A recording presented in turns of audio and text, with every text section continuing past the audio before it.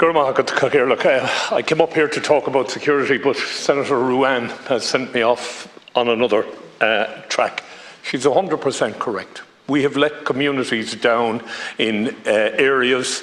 I lived in Limerick for a number of years, and there were 2 estates in Limerick that were constantly referred to as troublemakers, scumbags, you name it. In Galway City there were similar estates. In Dublin there are similar areas that are regarded as tough places to grow up in. Now, it's no excuse.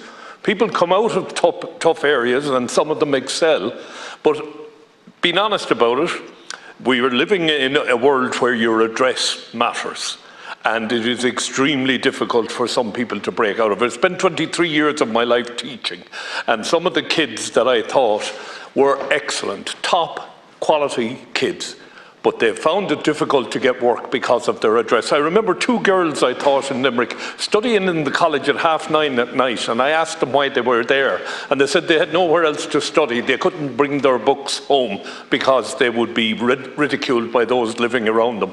And I asked them what the ambition was, and they said to get as far away from this goddamn city as they could.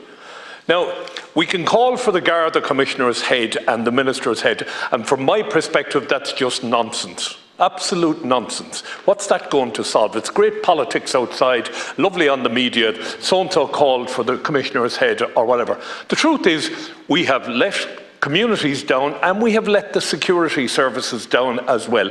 We have run them into the ground. The pension schemes they have is rubbish. The terms and conditions they have are becoming more and more rubbish, and it is becoming a career that people no longer want to be a part of. Whatever happened to the days when one guard could walk down a street and people would behave themselves? I remember being in Salthill one night when a row broke out in a dance hall, and one guard standing in the middle of the park in Salthill had the 2 factions, one either side, and nobody moved.